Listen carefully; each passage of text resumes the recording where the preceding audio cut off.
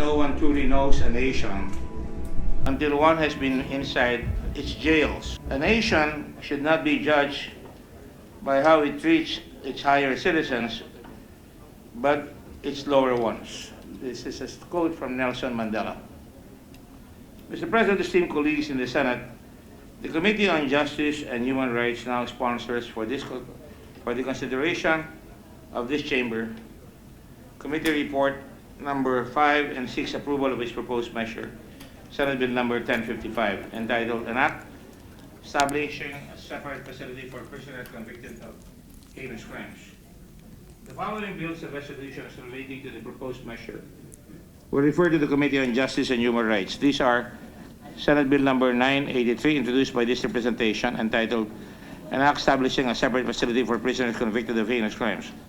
Senate Bill number 2, introduced by Senator Vicente C. Soto, the third, entitled An Act Establishing a Detention Program and Facility for High-Level Drug Offenders within the National Penitentiary System under the Bureau of Corrections, appropriating funds therefore and for other purposes. And Senate Bill number 1004, introduced by Senator Juan Miguel Zubiri, entitled An Act Establishing a Separate Prison Facility for Those Convicted of Heinous Crimes. Now, Mr. President, according to the Constitution, Article 2, Section 5 of the 1987 Constitution, the maintenance of peace and order, the protection of life, liberty, and property, and the promotion of the general welfare are essential for the enjoyment by all the people of the blessings of democracy. Article 2, Section 11 of the 1987 Philippine Constitution, the state values the dignity of every human person and guarantees full respect for human rights. Under Republic Act number 10575, otherwise known as the Bureau of Corrections Law, under its declaration of policy, it is the policy of the state to promote the general welfare and safeguard the basic rights of every prisoner incarcerated in our national penitentiary. It also recognizes the responsibility of the state to strengthen the government capability aimed towards the institutionalization of highly efficient and competent correctional services. Towards this end, the state shall provide for the modernization, professionalization, and restructuring of the Bureau of Corrections by upgrading its facilities, increasing the number of its personnel, upgrading the level of qualifications of their personnel, and standardizing their base pay, retirement, and other benefits, making it at par with that of the Bureau of Jail Management and Penology. Sounds nice to hear, but in reality, they have not been really done. Section 4, the mandates of the BUCOR, or the Bureau of Corrections. BUCOR shall be in charge of safekeeping and instituting reformation programs to national inmates sentenced to more than 3 years. Safekeeping of national inmates. A, the safekeeping of inmates shall include decent provision of quarters, food, water, and clothing in compliance with established United Nations standards. The security of the inmates shall be undertaken by the custodial force, consisting of corrections officers with a ranking system and salary grades similar to its counterpart in the BJMP. Our Philippine criminal system creates just results for some people, but it is terribly unjust for far too many others, particularly the poor. For decades, massive congestion and delay have plagued Philippine courts. With increase in population, rise of drug-related cases, lack of judges and court personnel, and slow disposition of cases, congestion and delay have reached critical proportions, with courts registering thousands of cases and trials lasting for years. Our jails have also become increasingly more packed, propelling the overall prison system of the country to the top of the World Prisons Briefs list of the most overcrowded incarceration systems in the world. As you can see on the slide, the Philippines has 463.6 congestion rate, Mr. President, top of the heap. Congestion in jails lead not only to health and sanitation problems, but also to increased gang affiliation of inmates. To sustain survival, inmates hold on to gangs or pangkat where they find protection, network of social support, and most important, access to material benefits. In effect, the inmates have begun to run, if they have not They've not yet been, they've been running the jail system for a long time. Consider the fact that they could bring in anything from TV to cell phones and have all the appointments, such as stereo, even concerts in jail, in the Bucor. This substitute bill, Senate Bill number 10556, seeks establishment of a separate facility for prisoners convicted of heinous crimes. The heinous crimes penitentiary will house the most dangerous, vicious, and violent criminals. Separating them from the public will ensure their personal safety, the safety of other prisoners, and safety of the guards, and the safety of the public. Justice Santiago Capunan, in his dissenting opinion, and People versus Alicando, traced the etymological root of the word heinous to the early Spartans word Heinous, meaning hateful and abominable, which in turn was the Greek prefix haton, or haton, denoting acts so hatefully or shockingly evil. Under Republic Act number 7659, heinous crimes are described as heinous for being grievous, odious, and hateful offenses, in which by reason of their inherent or manifest wickedness, viciousness, atrocity, and perversity are repugnant and outrageous to the common standards and norms of decency and morality in a just, civilized, and ordered society. Need I talk about the crime of Mayor Sanchez and many others way back in the past, such as the Jaime Jose or Maggie de la Riva case? The main objectives of this bill are to decongest our current penal facilities, to prevent those convicted of heinous crimes from influencing the general population of prisoners, and to protect all the prisoners and the general public from violence and unwarranted behavior. First, let me go back to the first objective, to decongest our current prisons. As of September 18, 2019, there are a total of 47,354 inmates in the various prison facilities under the Bucor, which is supposedly for 12,299 inmates. Only congestion rate of 258%. As of September 18, 2019, the National Bilibid Prison has a population of 27,619, 329% congestion rate. You can imagine. Correctional Institute for Women at 3,255, 86% congestion rate. Even women are not spared. Iwahig Prison and Penal Farm at 2,849.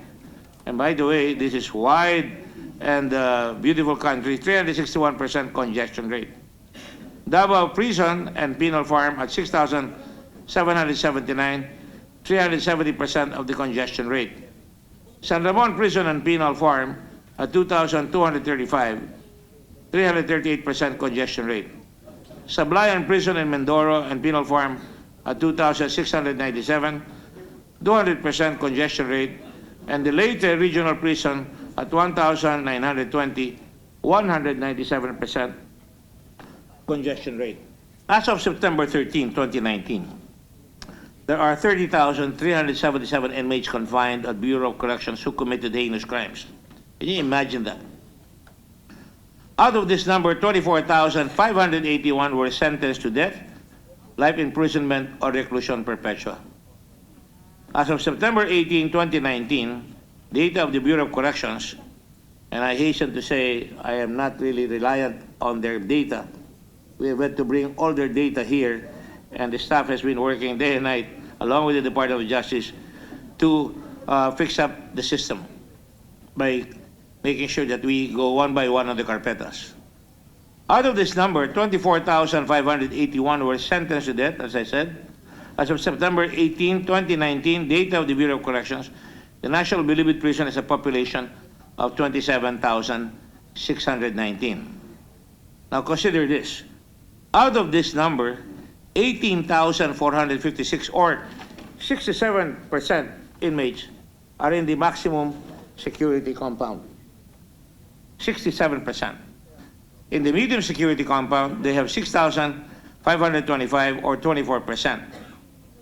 And 1,420 or 5% inmates in the reception and diagnostic center, and 1,087 or or 4% inmates in the minimum security compound. Baliktad, mas marami talaga yung mga heinous criminals kaysa dun sa mga nasa minimum. The second objective of this bill is to stop those hardened criminals from influencing or running practically the general prison population. Excuse me. In the case of People of the Philippines versus the Los Santos et al., GR number L19067-68, July 10, 1965, the Supreme Court, citing the impressions of trial judge Honorable Andres Reyes of New Bilid Prison, saying that hardened criminals were mixed with light offenders. Extortions and all sorts of crimes were being committed,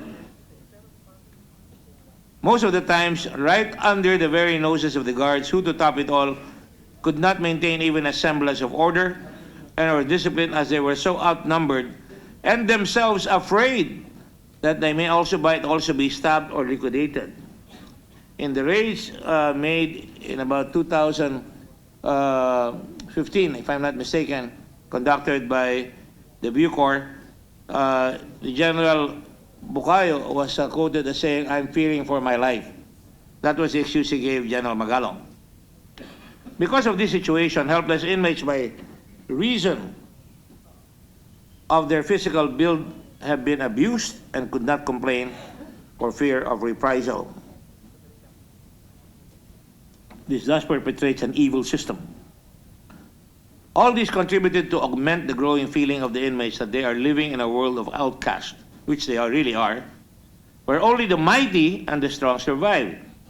That's not a far cry from our society right now, where hope of redemption is illusory, and where life has been subjected to the law of the jungle or the law of survival of the fittest. Pwede natin sabihin yan doon sa mga lugar natin na mga congested, na nagkalat ang droga, ganun na rin ang pakiramdam nila. Pinasok na rin sa presyo yan. And third, we want all our prisoners protected from violence. They still have their human rights. Separating heinous crimes convicts will help ensure their personal safety, the safety of other prisoners, the safety of the guards, and the safety of the public. Now, Mr. President, we have had riots in other countries where they are not as congested as the Philippines. As of 2017, jails and prisons in Brazil were operating so over capacity that on average a space designed to hold 10 prisoners was holding 17, according to data from their ministry. Even in Scotland, the population reached 8,222 in 2019, from 7,400 inmates only in 2018. According to the report, such overcrowding caused riots. It also caused levels of violence, self-harm, and prison suicide to rise because they cannot cope with their current conditions. In Nebraska, the United States, 4,500 inmates, 139% over capacity. In 2015, a prison in Nebraska was taken over by its inmates for several hours. 2 were killed before the staff regained control. The riot was worsened by the fact that it was horrifically overcrowded. And again, in the state of Para, Brazil, inmate population in 2018 was 16,505. The penitentiary system could only hold 7,950 only. And you've seen TV footages of these countries with the jails burning, people being killed, families outside the jail really screaming and hoping that they would not be, that they would, their loved ones would be spared. An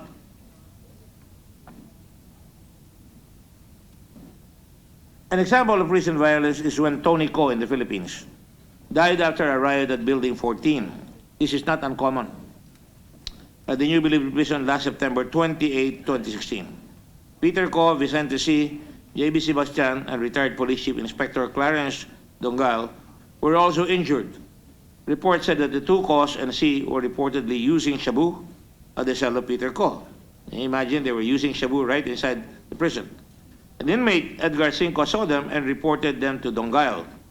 Dongal reportedly called out the group for using illegal drugs and then went to the cell of Sebastian. Tonico supposedly ran after Dongal and attempted to attack him. On January 8, 2015, an inmate was confirmed dead and 19 hurt in an explosion inside the maximum security compound of the New Bilibid Prison. A grenade likely caused the explosion, which occurred in the area of the commando gang. In previous raids, they've confiscated weapons They've confiscated grenades and all kinds of weapons that certainly have been smuggled or crafted in prison. On January 1, 2015, a visiting child of an inmate nearly got raped inside the maximum security facility. Bucor Director Franklin Jesus Bucayo excuse me, said NBP personnel found the victim unconscious inside the toilet of the chapel in the facility with no underwear and a rope around her neck. This facility will ensure the control of these criminals and give the general public a sense of security and a peace of mind that they are away from those who have proven themselves deprived of basic moral aptitude necessary to live in a peaceful community. Now, in other countries, they've introduced this. They hold the highest level of security for heinous criminals. One is the Supermax facility. Sounds like Mad Max, doesn't it? Supermax facility in Australia is inside the Goulburn Correctional Center in Australia, which is designed to accommodate male inmates who have been found to be an extremely high risk to the good order, safety, and security of other correctional centers, serious threat of escape, detained under national security provisions, or considered high public profile. There are pictures there of the correctional facility. Seems like a good-looking hotel, but that's Australia. In China, they have the Kingshan prison, where prison cells are 20 square meters with its own toilet. Anything that they can use to commit suicide has been removed. In Indonesia, they have their own Alcatraz. The Nusa Kumbangan Island houses more than 1,500 inmates, including those found guilty of drug trafficking and terrorism. Some of our Filipino compatriots have been brought there, and one of them has been, so far, been able to escape the execution.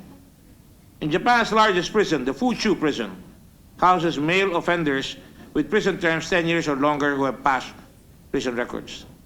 The United Kingdom has HMP Wakefield, which houses a close supervision center to provide a supportive, safe, structured, and consistent environment for some of the most challenging offenders.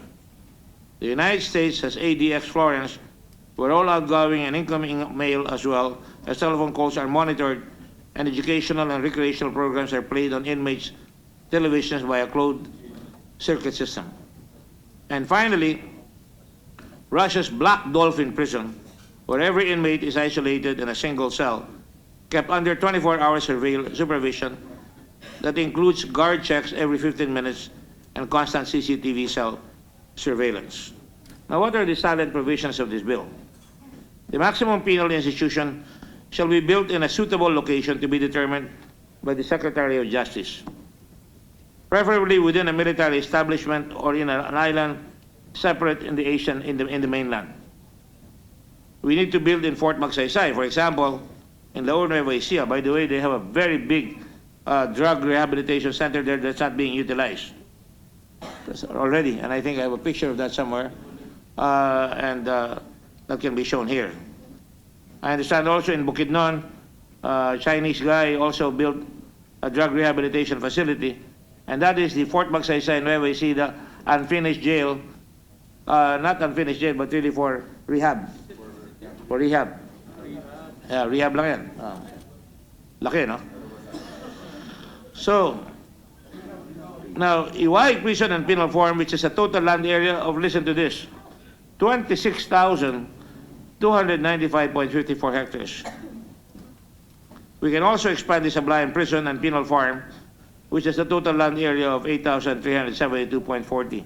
Right now, Muntinlupa has about a population, has a hectareage of about 254, and it's shrinking, which could be utilized for, for development without having to sell it. At least that's my position. It shall be located in a secured and isolated place, ensuring that there is no unwarranted contact or communication with those outside of the penal institution.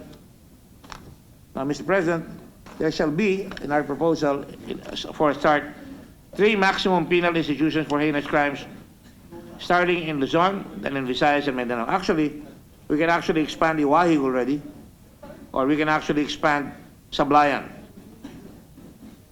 The maximum penal institution shall be a state-of-the-art facility with surveillance cameras.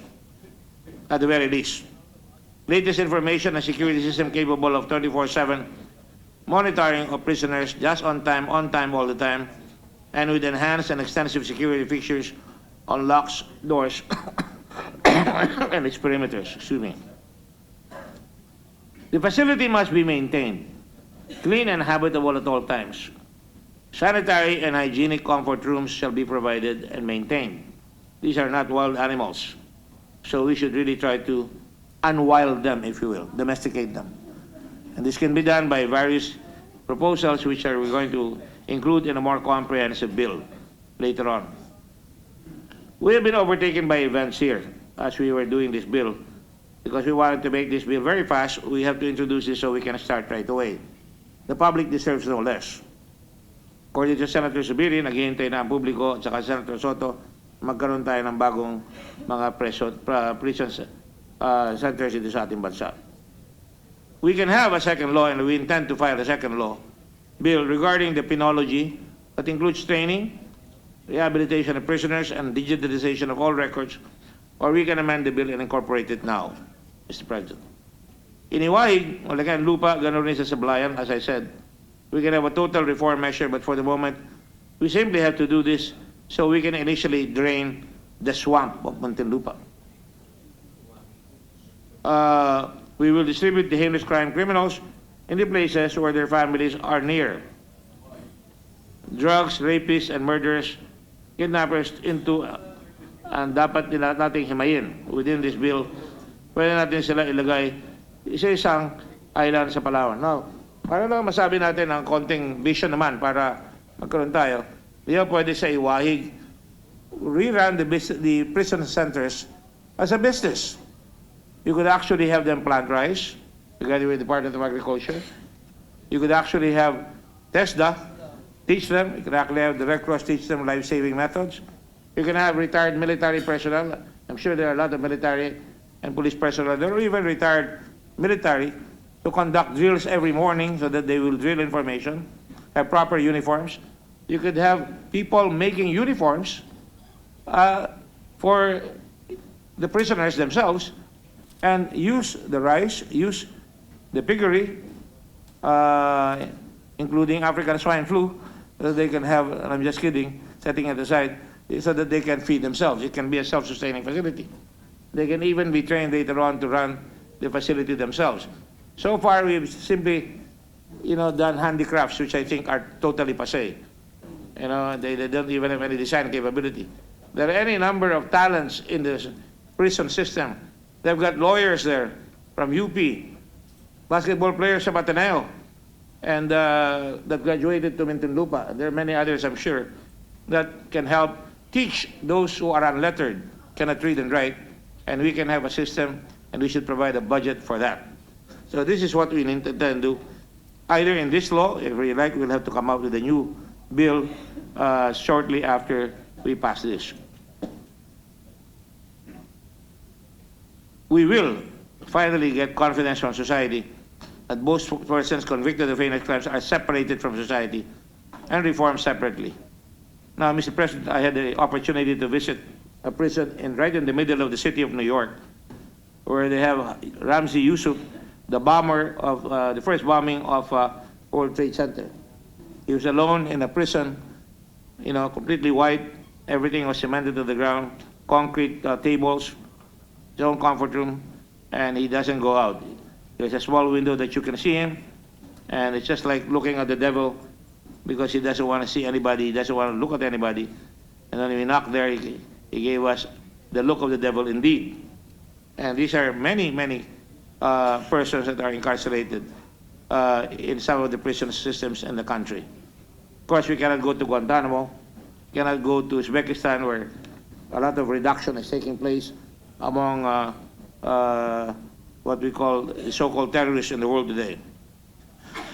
Having said all this, I am passionate about the creation of a separate heinous facility, just as I'm sure Senator Soto, who has shown the leadership and the drive to make sure this happens, along with Senator Zubiri. Already, all the other senators, like Senator Pacquiao, wants to co-author this. Senator Villanueva, Senator Gatchalian and Senator Revilla and many others. This is just the first step, Mr. President. I emphasize this. But there is a clamor to make sure that we do something about it. We must do it right away. We cannot do it piecemeal. We can think of distributing the 27,000 people in Muntinlupa to three different, and you have a more manageable 8,000 prisoners per system. And then you could come up with the necessary reforms that will make it a model instead of being talked about in the world as an uncivilized country. And will mind you, we're not even in detention prisoners. This is just the Bureau of Corrections. Our task is really huge, Mr. President. This representation intends to address also the BJMP, and we have started that already with the law that allowed community service in return for arresto mayor and arresto menor first-timers. So, Mr. President, I hope that we will all pass this. I exhort everybody to listen to the speech of Senate President Soto and Majority Floor Leader Subiri, perhaps even the Minority Floor Leader later on. But certainly this is something that we must face, and we cannot put our heads in the sand and say, well, these are bad prisoners, these are bad people, let them suffer. We can no longer do that anymore. Thank you, Mr. President, and thank you, colleagues, for your patience.